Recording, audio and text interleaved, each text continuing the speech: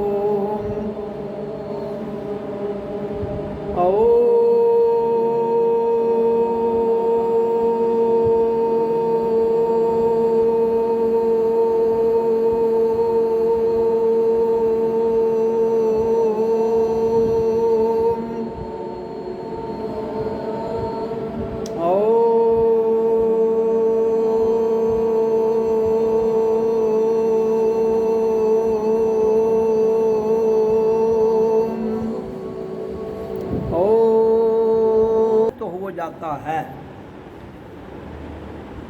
जो नर या नारी, नौजवान, बूढ़ा, प्रौढ़ावस्था में, वाले अवस्था में अपने श्वास को 4 प्रकार से छोड़ते हुए, रोकते हुए, लेते हुए और फिर ना लेना ना छोड़ना, चारों में उसका ध्यान समाधि अपने आप घटित होती है, तो इसका अर्थ है कि वो भगवान का, परमात्मा का स्वरूप है। किसी से गारंटी लेने की ज़रूरत नहीं है, कोई किताबें भी पढ़ने की ज़रूरत नहीं है, उसके बाद कुछ भी करने की ज़रूरत नहीं है। You your self is God. कब? जब ये ऐसा करने में जो भी सक्षम हो जाता है, ही, शी, यू, आई, वी, दे, सब। लेकिन ये ऑप्शन किसके पास है? केवल इंसान के पास, मानव, नर हो नारी हो, ये केवल उसके पास शक्ति है। होते हुए भी अगर तुम ऐसा ना कर पाए जीवन में, तो फिर गलती आपकी है, और कोई भगवान, कोई ईश्वर जिसको आपने मिलना है नहीं मिलेगा, वो खुद में ही मिलेगा, क्योंकि वो है ही खुद। जो खुद है उसको खुद से ही मिलना है। जब तक आप दूसरे को भगवान, परमात्मा समझ रहे हो, तो आप क्या कर रहे हो? उसके प्रतीक को नमन कर रहे हो।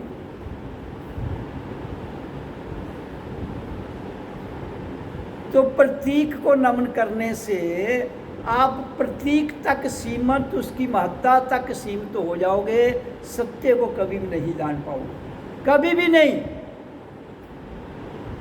चाहे आपके बड़े बड़े शास्त्रार्थ करने वाले हों, बड़े बड़े विद्वान हों, बड़े बड़े पंडित हों, मुल्ला, काजी, कोई भी गुरु भी हो जाए,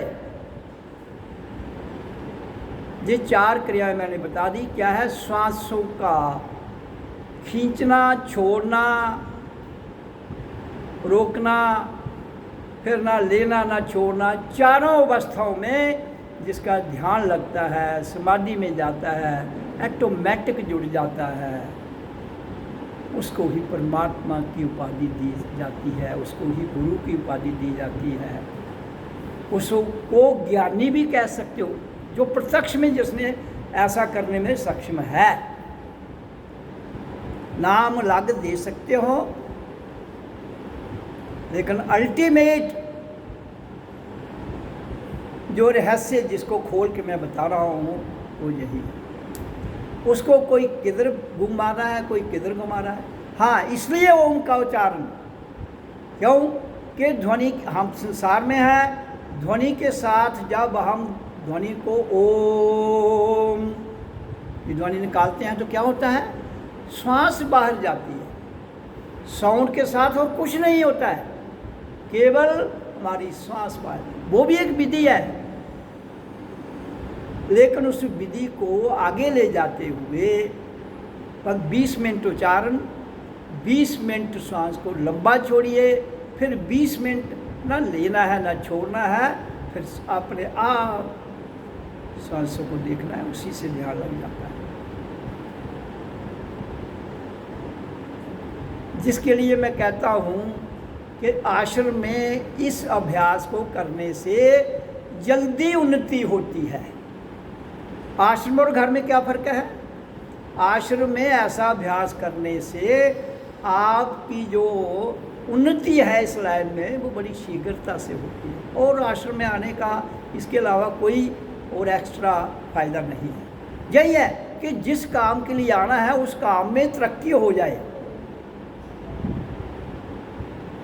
घर ऐसी व्यवस्था नहीं मिल सकती, क्योंकि हम सब गृहस्थी हैं, और गृहस्थ में संसार के काम इतने हैं कि वही खत्म नहीं होती। इसलिए उसमें से कुछ समय चुराकर, दिन रात में 24 घंटे होते हैं, आप सब लोकल लोग हैं, कहीं दूर से नहीं आना है, इसलिए दिन रात के 24 घंटे से 4 घंटे चुराकर, क्योंकि आश्रम आना जाना ठहरने के लिए 4 घंटे चाहिए, वो आपको कब सूट करते हैं, कब आप एडजस्टमेंट कर सकते हो, आइए यहाँ करके जाइए।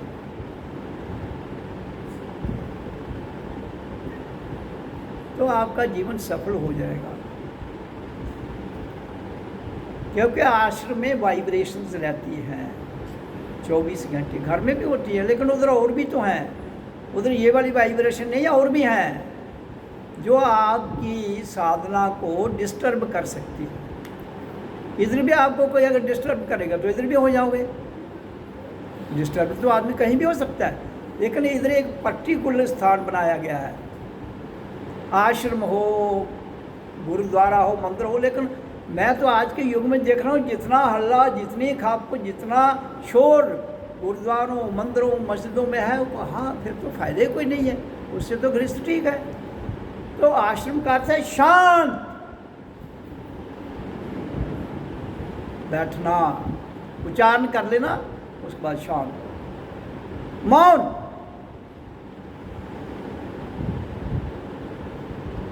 मैं सब सत्संगी को कहता हूँ, आज सत्संग खत्म होने के बाद कोई किसी से बात नहीं करेगा, 1 घंटा कोई किसी से बात ना करे। जहाँ से उठकर प्रसाद खाइए, आराम से, बोलना किसी से नहीं है, ना प्रसाद डालने वाले बोलेंगे, ना प्रसाद लेकर बांटने वाले बोलेंगे, ना खाने वाले बोलेंगे। इसके लिए खुद को चेक करो, किसी ने चेक नहीं करना आपको। इसके लिए अपने आप को खुद चेक करो, कौन किसने 1 घंटे आपने आपको नहीं बोला है, घंटे के बाद मुझे कह दे कि मैंने इसका पालन कर लिया है, फिर वो जा सकता है घर। आपने प्रसाद खा के जहाँ जहाँ बैठना बैठ जाना, आप बोलना किसी से नहीं है, बस। तो घंटा हो जाता है। जब मैं अभी समय शुरू कर दूँगा ना, जब सत्संग खत्म होता है, तो उसके बाद खाना छाना खाओ आप, जो भी, जब घंटा हो जाएगा तो बता देना। तो इसलिए मैं आपको बता रहा हूँ, सारा खेल ही सांसों का है और कुछ नहीं। आप जितने ग्रंथ पढ़ोगे, जितने गुरुओं का ज्ञान पाओगे, अगर वो इस निचोड़ पर आ जाते हैं, जिसका मतलब है उसने ठीक है। अगर इस निचोड़ पर नहीं आते तो फिर नहीं, फिर उनको ज्ञान तो हो सकता है, ध्यान समाधि नहीं। किसी ने अगर शास्त्र को रट कर बोला है तो वो उसका ज्ञान हो सकता है, परोक्ष नहीं, प्रत्यक्ष नहीं।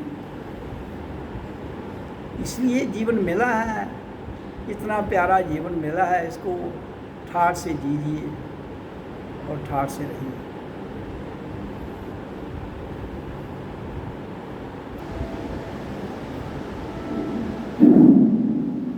सत्संग का निचोड़ क्या है?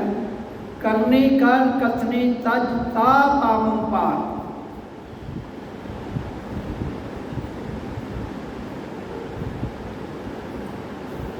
तो आज मैंने ये गीता पुस्तक है, जो किताब ग्रंथ जिसको कहते हैं, ये खोला मैंने।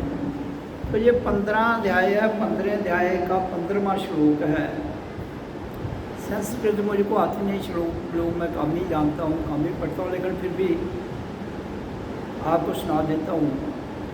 सर्वस्य चाहम हृदय सन्निविष्टो मता स्मृति ज्ञान अपोहन च बदैश्य सर्वे रहमे वैद्यो वेदांता क्री द्वैत विदेव चाहम। ये गीता का ज्ञान कृष्ण ने अर्जुन को दिया है। 15वें अध्याय का 15वां श्लोक है ये। तो इसका हिंदी में जो सरल अर्थ है मैं बताता हूँ। अहम चा, ऊपर लिया है चा अहम, लेकिन नीचे वो पहले अहम को लगा रहा है, फिर चा। अहम मैंने मैं, चा मैंने हूँ, मैं ही, क्या मैंने ही, मैं ही संपूर्ण प्राणियों के हृदय में स्थित हूँ। कृष्ण अर्जुन को बता रहा है, यहाँ ना तो कृष्ण है ना अर्जुन है, यहाँ मैं बता रहा हूँ आपको। ये गीता में कृष्ण ने अर्जुन को दिया है, यहाँ मैं पढ़ के बता रहा हूँ। कह रहा है कि सब प्राणियों के हृदय में मैं ही स्थित हूँ। कृष्ण का अर्थ है आत्मा, वो आप सबके अंदर है, मेरे अंदर भी है। और सुनने वाला है मन, वो आपके अंदर भी है, मेरे अंदर भी है। ये आत्मा और मन की आंतरिक चर्चा है, जिसको गीता में गाकर सुनाया गया है। गीता का अर्थ है जिसके गाया जाए। गीत को गाने का नाम, सत्संग को गाने का नाम गीता कहा जाता है। तो मैं ही संपूर्ण प्राणियों के हृदय में स्थित हूँ। हृदय कहते हैं दिल को। हृदय में क्या वास करता है? रक्त संचार होता है और प्राण शक्ति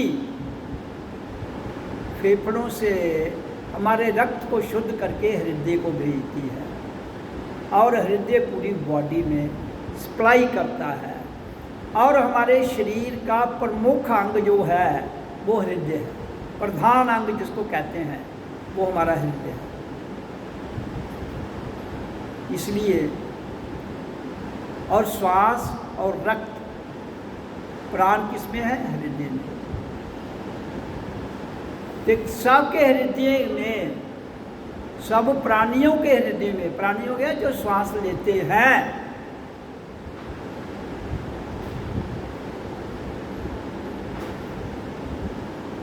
ये ऊपर के श्लोक जो मैं पढ़ा उसका अर्थ है।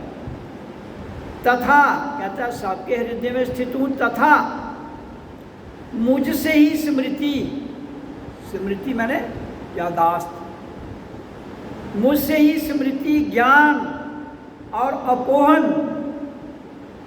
नाश होता है। कहता है मेरे से ही जो ज्ञान है वो आता है, यादाश्त बढ़ती है, और संशय अपोहन हो गया, जो वहम है, वहम का नाश होता है। जिस दिन तुम स्वयं को जान लेते हो तो वहम निकल जाता है। तो उसके आगे इस श्लोक का क्या अर्थ है? संपूर्ण वेदों के द्वारा मैं ही जानने योग्य हूँ। कहते हैं जो 4 वेद हैं उनमें जो लिखा है, कहता है वो सारे अगर आपने जानने हैं, या मैंने कहा ना अपनी किताब पढ़नी है, कहता मेरे ही द्वारा तुम मुझे जान लोगे तो उन 4 वेदों का ज्ञान भी जान लोगे। कहना मेरे द्वारा ही तुम 4 वेदों का ज्ञान जान सकते हो। इसलिए जिसके द्वारा जानना है वो आपके अंदर है। अंदर वाले को मिलना नहीं चाहते हो, बाहर वाले को ढूंढना चाहते हो। तो ये गीता का ज्ञान कह रहा है और मैं इस समय आपके समक्ष इसका वर्णन कर रहा हूं। और वेदों के उसका निर्णय लेने का कहता है, जो वेद हैं जानोगे भी उनका तत्व क्या है, निचोड़ क्या है, वो भी मेरे द्वारा ही जान पाओगे। और वेदों को जानने वाला भी मैं ही हूँ, मेरे द्वारा उनको जाना जाएगा, मेरे द्वारा ही तुम उनके तत्व को जान सकते हो, क्योंकि मैं ही तो उनको जानने वाला हूँ। अब वो मैं आप सबके अंदर है। एक मैं अहंकार है, एक मैं अहंकार भी है, वो खतरनाक है। ये मैं अहंकार जब छूट जाता है तो वो वाले मैं की बात कर रहा हूँ। तो अब इन 10 प्राण वायु के भिन्न भिन्न कार्य इस प्रकार है। अब सब प्राणी कह रहा है ना, सब प्राणियों के संपूर्ण हृदय में मैं ही रहता हूँ। तो हृदय तो सबके अंदर है। तो किसके द्वारा? सब प्राण मतलब श्वास लेने वाले, छोड़ने वाले। अब प्राण कितने प्रकार के हैं? 10 प्रकार के हैं। पहला है प्राण, फिर है अपान, फिर है समान, फिर है उदान, फिर है व्याम। ये 5 प्राण जो हमारी योग क्रिया में बताए जाते हैं। तो प्राण का अर्थ क्या है? इसका निवास स्थान हृदय है। प्राणों का 1 मिनट के लिए अगर आपका हार्ट बंद हो जाए तो छुट्टी हो जाती है। तो प्राण कहाँ वास करते हैं? हृदय में, फेफड़ों में। हवा। तो इसका कार्य क्या है? प्राण का कार्य क्या है? कहता है श्वास को बाहर निकालना। अभी मैंने आपको बताया ना, श्वास को बाहर छोड़ना। तो श्वास को बाहर निकालने का नाम क्या है? प्राण। और आपको खाए हुए अन्न का पचाना क्या करता है प्राण? श्वास प्राण है, श्वास को बाहर छोड़ना। और जब आप श्वास को बाहर छोड़ते हो तो आपने जो अन्न खाया होता है वो पच जाता है।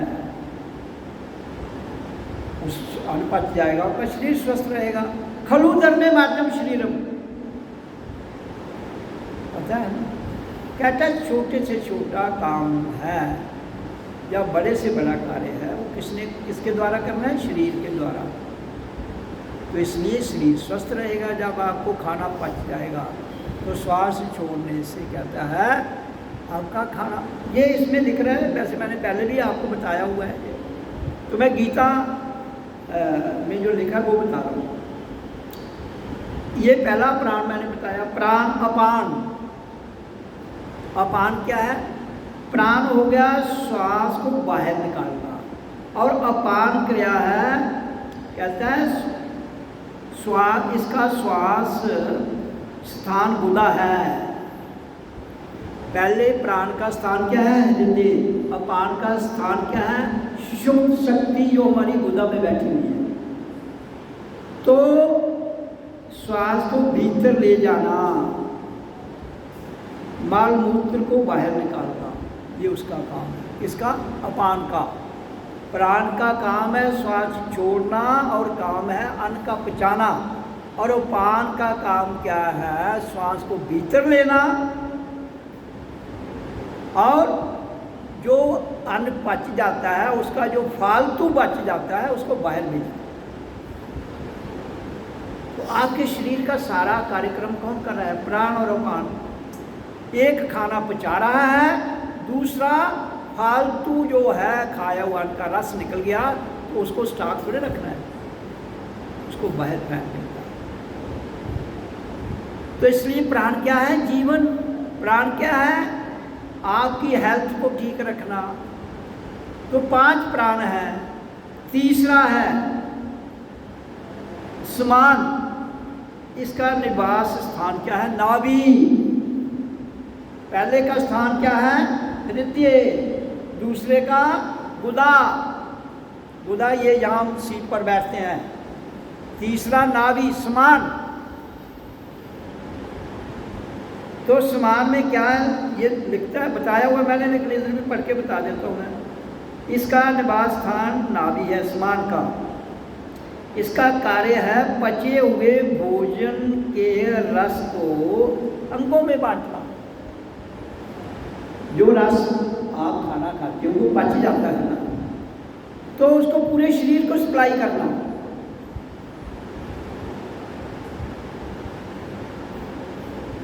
तो इसलिए ये तीसरा। चौथा है उदान, इसका निवास स्थान है कंठ, गला। तो जब भोजन करते हैं तब उसके गाढ़े भाग और जल भाग को ये अलग अलग करता है। जब आप मुँह च रोटी पाते हो तो उसका जड़ा मतलब उसी दंद चबाइए तो टोटे टोटे करिए तो अंदर भेज देना। तो वो स्थान किसका है? वो गले, दांतों को करके गले से ले जाना। उसमें लुआब जाता है, आपका थूक जिसको कहते हैं। थूक हमारी पाचन क्रिया में बहुत मदद करता है। इसलिए अन्न को चबाकर खाओगे तो उसमें थूक जो हमारा वो उसमें मिक्स होगा, वो जल्दी पचेगा। इसलिए कहते हैं कि खाने को 32 बार चबाना चाहिए।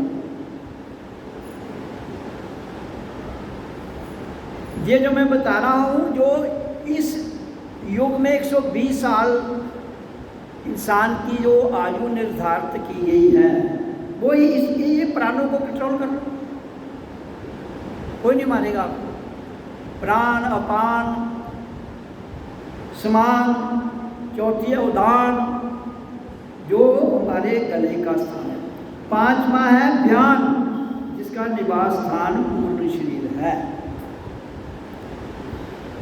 जो व्यान है, ये 5वां, ये 5 प्राण है, जो ये पूरे शरीर में हमारी ऊर्जा को भेजता है। तो क्या हुआ? प्राण, अपान, और तीसरा है समान, चौथा है उदान, 5वां है व्यान। ये 5 प्राण हैं। इन 5 को काबू में कर लो। यू आर किंग, तुम बादशाह हो। आज मैंने प्राणों पर ही चर्चा की ना, तो ये गीता में पढ़ के भी बता रहा हूँ मैं आपको क्या लिख रहा है। तो प्राणों को काबू में करना, नियंत्रण में करना ही आपके शरीर का स्वस्थ रहने का सबसे बड़ा माध्यम है। और जब आपका खाना पच जाएगा, पूरा फिट शरीर रहेगा, तो आपको भजन में भी लगन हो जाएगी। तो ये 10 बता रहा है, लेकिन आपको 10 के साथ चक्कर नहीं है, 5 ही काफ़ी है। लेकिन मैं फिर भी पढ़ के बता देता हूँ। छठा है नाग। नाग हो गया, इसका अर्थ है डकार लेना। जब गैस वैस हो जाए तो आदमी डकार के द्वारा भी निकालता है। और 7वां है कूर्म, इसका कार्य है नेत्रों को खोलना और बंद करना। ऐसे ये तो उसको सही आ गया ना कि यही करो ना खड़ा हो, क्या करना है। लेकिन ये एक एक्सरसाइज, योग है। कैसे? कई लोगों को आपने देखा होगा, आदत होती है उनको, ऐसे ऐसे करते हैं ना, बेसिकली वो तो ऐसे उनको आता है। लेकिन ये एक एक्सरसाइज है, आंखों की एक्सरसाइज है। इसको कूर्म प्राण कहते हैं। 8वां है कुकर, इसका अर्थ है सीखना, निशा मारना। ये सब प्राणों का ही खेल है। 9वां है देवदत्त, इसका अर्थ है चमानियाँ लैंदे नहीं बवासियाँ, दूसरे लोग लैंदे सारे ओए। तो 10वां है धनंजय। ये मृत्यु के बाद भी शरीर में रहता है, जिससे मृत शरीर फूल जाया करता है। वास्तव में एक ही प्राण वायु के भिन्न भिन्न कार्यों के अनुसार उपयुक्त भेद माने गए हैं। प्राण तो एक है, आगे उसकी किस्में मैंने बताई है। तो मेन तो हम प्राण को ये कहते हैं श्वास का छोड़ना, आँख उठ जाता है। तो आज के सत्संग में मैंने आपको क्या बताया, प्राणों का नियंत्रण ओम क्या करता है, ये भी प्राणों का नियंत्रण करता है ध्वनि के साथ। तो अल्टीमेट हमने शुरू तो ओम से करना है, फिर उसके आगे धीरे धीरे धीरे उसके आगे की जो व्यवस्था है उसमें जाना है। फिर जब हम 5 प्राण हमारे शरीर की, मैंने जिसकी आपको चर्चा बताई, वो काबू में आ जाएंगे। आप प्राणों को छोड़िए, इसमें तो कोई कुछ करना ही नहीं है। जैसे अभी आपको यहाँ बताया कि आप गाड़ी में बैठे ही प्राणों को छोड़ सकते हैं, काम करते भी छोड़ सकते हैं, और फिर एक पर्टिकुलर स्थान पर बैठ के छोड़िए तो उसमें आपका एकाग्रता बनेगी और ध्यान स्वयं में लग जाएगा। ओम का उच्चारण प्रथम जुड़ी। ओम मैं कहता हूँ कि किसी को भी पहले ओम का उच्चारण करना चाहिए, कुछ भी कार्य करने से पहले। 20 नहीं करो, 5 मिनट कर लो, 2 मिनट ही कर लो। तो ये इसलिए इस मंत्र का अर्थ यो है, वो मैंने बताया। कहता है मैं ही कौन, मैं कौन, प्राण, और प्राणों के भीतर क्या, ऊर्जा। प्राण तो हो गई यहाँ प्रकृति में, लेकिन परमात्मा प्रकृति में भी है और प्रकृति से परे भी है। व्हाट इज परमात्मा? ऊर्जा, सनातन ऊर्जा, जो प्रकृति में भी है और प्रकृति से परे भी है। प्रकृति संसार है, प्रकृति से परे परमात्मा है, जहाँ आपको कोई कर्म नहीं करना है। परमात्मा कर्म करने से नहीं मिलता है, कहीं वहम में न रहना। कर्म करने से आपको क्या मिलेगा? आपका संसार चलेगा। परमात्मा तो कर्मों से परे है। तुम्हारे मन से कर्म के लिए तुम्हारे पास मन है, बुद्धि है, शरीर है, दिल है, दिमाग है, लेकिन परमात्मा तो इनसे परे है। लेकिन कहता है जब तक तुम्हारे पास ये सब कुछ नहीं है तुम मेरे तक नहीं पहुंच सकते, लेकिन मेरे तक पहुंचने के लिए इनसे ऊपर आना होगा। इनसे ऊपर तो हमारी प्राण शक्ति कहाँ तक है?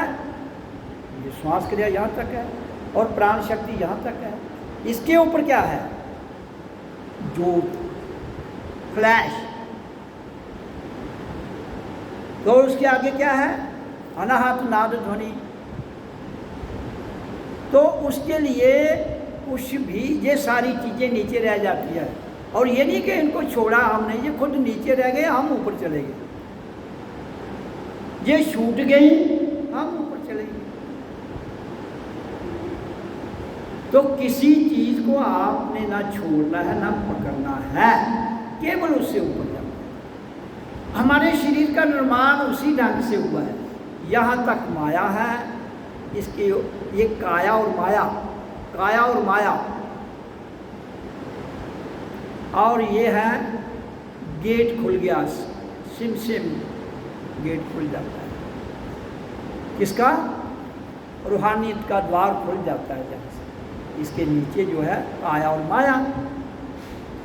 तो काया और माया में हमारा क्या, आंखें भी नीचे रह गई, हृदय, दिमाग, मन, बुद्धि सब नीचे रह गया, हम ऊपर आ गए। ये जहाँ है वहाँ रहेंगे, हम ऊपर आ गए। जब हम ऊपर आ गए तो छोड़ना किसको है, पकड़ना किसको है? जरूरत ही नहीं, किसी को छोड़ने की जरूरत है, पकड़ने की जरूरत है। हाँ, जब मौज मस्ती मारनी फिर वापस आ जाओ। देखो ना, अगर रिवर्स आ जाओ तो फिर दुनिया में आ जाओ।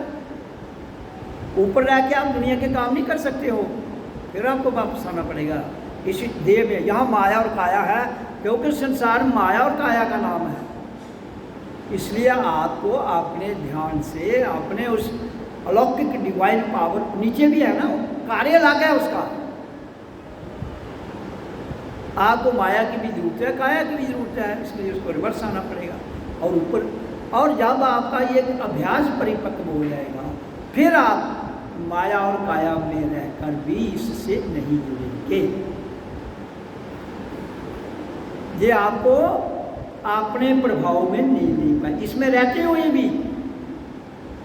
जैसे कमल की डंडी, जो डंडी रहती है पानी में, और कमल का फूल खिलता है पानी के बाहर, इसलिए आपका शरीर तो इधर ही रहेगा, मन भी इधर, बुद्धि, शरीर, इंद्रियां सब इधर, लेकिन आप इससे ऊपर हो जाएंगे। इसका मतलब सुपर कौन है? आप। इसलिए मैं कहता हूँ जानो हु एम आई, मैं कौन हूँ। मैं दिल भी नहीं, दिमाग भी नहीं, मन भी नहीं, बुद्धि भी नहीं, शरीर भी नहीं। ये सारे साधन हैं, इन साधनों से ऊपर आने का नाम ही अलौकिक डिवाइन पावर है, जिस पर बड़े बड़े ग्रंथ लिखे गए। कितने संप्रदाय हैं, हिंदू, मुसलमान, सिख, ईसाई, बौद्ध, जैन, कितने ग्रंथ, हिंदुओं के कितने ग्रंथ, सिखों के, मुसलमानों के, ये कल्ट हैं छोटे छोटे छोटे। लेकिन इन सब ग्रंथों का मालिक आपका अपना ग्रंथ आपके भीतर है, जिसमें कुरान भी है, पुराण भी है, गीता भी है, ग्रंथ भी है, बाइबल भी है, धम्म भी है, महावीर भी है, सब। इसलिए ओपन योर बुक, अपना ग्रंथ खोल लीजिए, उसको पढ़ लीजिए। तो जिस दिन आप अपना ग्रंथ खोल के, और खेल किसका है? ध्वनि और प्राण, श्वास, इन दोनों का खेल अपने कंट्रोल में कर लो। हाँ, you are the great master. लिखा ना अपने मास्टर और ग्रेट मास्टर। ग्रेट मास्टर किसको कहते हैं? जिसने इन सब को अपने नियंत्रण में कर दिया। ये ग्रेट मास्टर। आपके बिना मैं बड़ा लानिया कहता हूँ, कोई भगवान आपसे अगर अलग है तो फिर कोई दूसरा है, लेकिन परमात्मा तो द्वैत में नहीं रहता है, वो द्वैत नहीं है। द्वैत में दो की बात है, वहाँ दो है ही। मैं, तुम और मैं, सुनने वाला, सुनाने वाला और दृष्टा, साक्षी भाव, जब तीनों एक हो जाते हैं तो मैं हो जाता है। कृष्ण ने तो पूरी गीता में अर्जुन को कहा मैं ही सब कुछ हूँ। इधर भी कह रहा है मैं ही संपूर्ण प्राणियों के हृदय में वास करता हूँ। वो मैं कौन है? हु एम आई, मैं कौन हूँ, उसी मैं को जानना है। एक मैं अहंकार है, एक मैं परमात्मा है। आप अहंकार वाले से नहीं निकल पा रहे। आप क्या पूरे विश्व साधु संत फकीर, उनको भी चार गाली निकालो, वो भी डंडा लेके आपके पीछे चल पड़ेंगे, वो कहाँ निकले? कुछ तो गाली देते रहते हैं, कुछ वो खुद भी जो आए उसको गाली देते रहे। बड़े बड़े मैंने देखे साधु, कोई आ जाएगा उसको गाली निकालना शुरू करे, डंडा लेके मारना पड़ जाएगा। तो इसलिए ये खुद का सफर खुद ही करना है। इसलिए मैं कहता हूँ स्लो माते दर, ये बहुत कीमती समय है। और ये निकल गया तो निकल गया। Time once lost is lost forever, पढ़ा है नहीं? ये मैंने 7वीं में पढ़ा था शायद, मुझे याद आ गया वो फिक्रा। Time once lost is lost forever. समय एक बार निकल गया, सदैव के लिए निकल गया। समय खो दिया, टाइम वंस लॉस्ट, एक दफा आपने समय खो दिया, इज लॉस्ट फॉरएवर, सदैव के लिए वो चला गया। जो लम्हा गुजर गया सदैव के लिए गुजर गया। इसलिए मैं कहता हूँ दाएं बाएं आगे पीछे आपके जो है इनसे बच के रहिए, बच के। इसलिए मौन बहुत जरूरी है। मौन नहीं करोगे, ना दूसरा बात करेगा ना आप बात करोगे, फिर दोनों एक हो जाओगे। बात से बात निकलेगी, बात से विवाद निकलेगा, अच्छी हो या बुरी। इसलिए बेटर है माओ, एक तो झगड़े कम हो जाएंगे, दूसरा आप ठहराव में आ जाओगे, तीसरा प्राण बाजू भी ऑटोमेटिक आपके कंट्रोल में आ जाए। मौन से भी प्राण बाजू कंट्रोल में आती है। तो इसलिए जीवन के रहते हुए ये काम कर लो। मौका तो फिर दोबारा मिलना मुश्किल है। जन्म दोबारा मिल सकता है लेकिन मौका मिलना मुश्किल है। क्यों? कि आप आए हो कुछ और काम के लिए। पहले तुम सबने जान लिया मैं किस लिए आया हूं? नहीं, आप सब किस लिए आए हो पता, इसका तो पता जानो।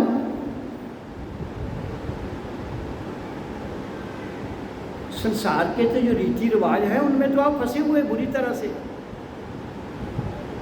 फंसे, सब कोई फंसा हुआ। तो अगर उसमें फंस कर ही आपने जाना है, वो तो दूसरों की दी हुई एक विरासत है। आप दूसरों की दी हुई विरासत को ही उठा के बोझ ढोए जा रहे हो। आपका अपना क्या है? उसका जो आपकी अपनी विरासत है उसका तो बोझ है ही नहीं। अपनी विरासत का तो बोझ ही नहीं है। दूसरों की विरासत का बोझ उठा के कंधे में उठा के वाह वाह मैं तो बहुत बड़ा अमीर हूँ। अपनी विरासत को जानिए। अपनी विरासत क्या है? आत्मा। अपनी विरासत क्या है? परमात्मा। वो बोझ थोड़े है, वो तो आपको भी अपनी बाहों में उठा के पूरी दुनिया की सैर घर में ही करवा देगा। घर बैठे ही पूरी दुनिया की सैर। केवल आपको कोई आपका किसी स्थान का आपके सामने वर्णन करेगा, उस स्थान की पिक्चर और नज़ारा आपके सामने आएगा। वो अभी तक उधर पहुंचना है, उसने उस स्थान पर अभी जाना है। आप उधर पहले ही उसका नज़ारा देख लो। किसके द्वारा? श्वास। जब अपने श्वास कंट्रोल में है, इतने में लेकिन फिर भी मन करता है वहां जाया जाए, तो वो मन का खेल है, आपका नहीं है। मन का खेल है वहां जाया जाए। आपका तो उसको देखने का खेल है। आप यहाँ हो वहाँ ही सब कुछ है। जब आपको पता है कि रविदास जी जो संत हुए उन्होंने क्या कहा? जिसका मन चंगा उसकी कटौती में गंगा। तो ये मन जो है अगर ये शुद्ध है तो गंगा आपके पास बह रही है। हरिद्वार, हरि भी आपके पास है, हरि का द्वार भी आपके भीतर है, और हरि के द्वार से निकलने वाली गंगा भी आपके भीतर ही बह रही है। क्योंकि हरिद्वार आपके भीतर है तो गंगा असली तो वहाँ ही होगी। सत्य आपके भीतर है और छाया संसार है। सत्य है तो छाया है, लेकिन छाया साथ चलता है। लेकिन सत्य है तो छाया साथ चलता है। सत्य मिट जाएगा, छाया अपने आप लोप हो जाएगी।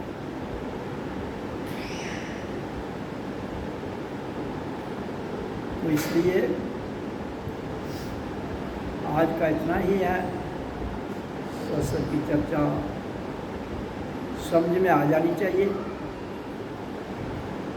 एक शब्द भी समझ में आ जाए तो जीवन बदल जाता है।